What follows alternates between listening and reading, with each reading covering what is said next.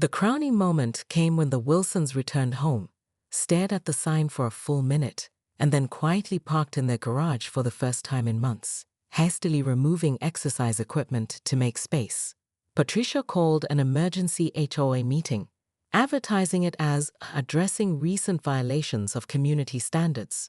Instead of being intimidated, Marcus arrived early and set up a small table with copies of his research for all attendees, including a photo collage of selective enforcement and a highlighted copy of Section 12.46. What Patricia had intended as a public reprimand transformed into an impromptu town hall when Mrs. Abernathy stood up and asked, "Can we talk about why some rules apply to some people but not others?" Marcus had never seen so many neighbors nodding in unison. 3 residents admitted they'd been afraid to use their own driveways because of similar parking issues. 5 more shared stories of arbitrary fines. The Hendersons revealed they'd been threatened with legal action over their son's basketball hoop, while the board president's grandson had a full skateboard ramp in his backyard. By meeting's end, 2 board members had resigned, a community parking task force was established, and a complete review of guidelines was scheduled. Patricia attempted to confiscate Marcus's research packets, but retreated when someone began filming the interaction on their phone.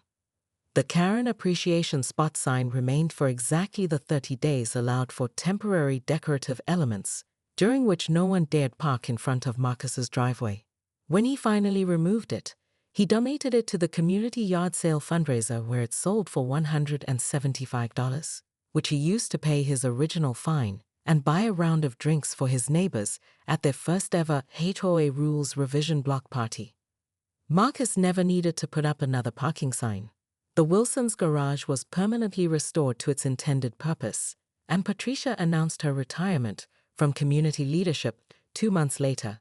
The new HOA president, Mrs. Abernathy, whose first official act was to approve the installation of a small plaque in the community garden that reads, "In appreciation of those who stand up for fairness, even when it means standing alone." Marcus's morning routine was shattered by the sound of a car horn blaring outside his townhouse. Late for an important client meeting, he found himself trapped in his own driveway, again. The Wilsons' massive Escalade was parked in such a way that he needed the precision of a Formula One driver to navigate out of his own property. This wasn't the first time. Despite Marcus's townhouse in Oak Ridge Estates having clearly marked property lines, the Wilsons had converted their garage into a home gym and now had to park their 3rd vehicle somewhere. That somewhere consistently turned out to be the spot blocking Marcus's driveway exit.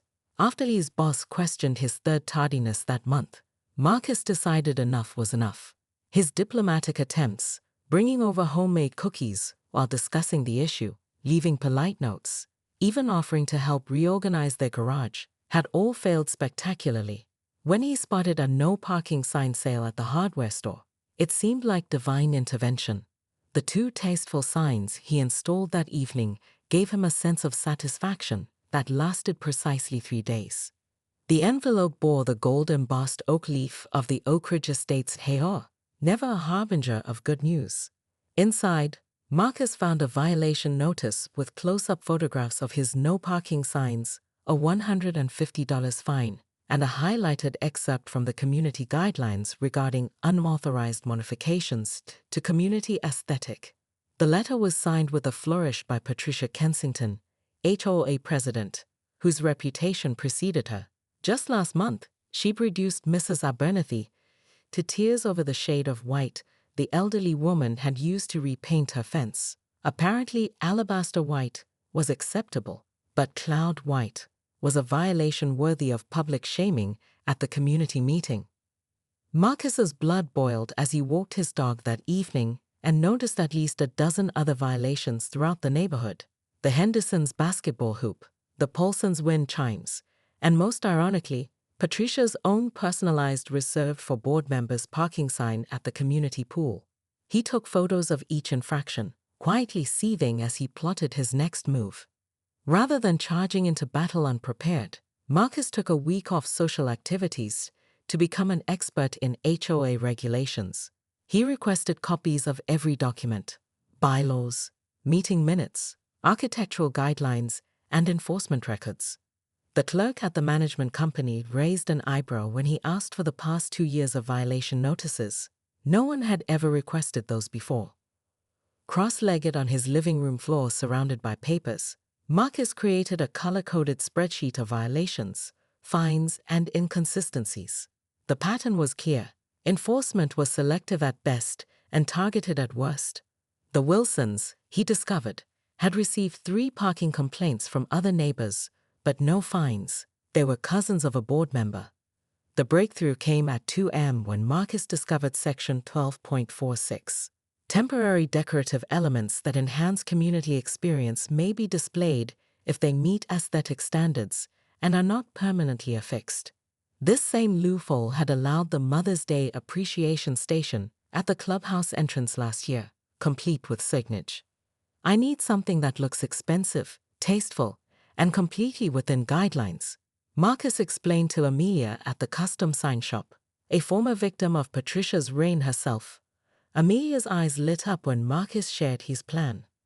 2 days later, he installed his masterpiece, a hand-carved mahogany sign on a wrought iron stand, featuring the exact font from the HOA's own logo. In perfect oak ridge cream with gold leaf accents, it read, "Reserved parking. Karen appreciation spot for those who love speaking to the manager." The sign was technically a temporary decorative element, not a parking restriction.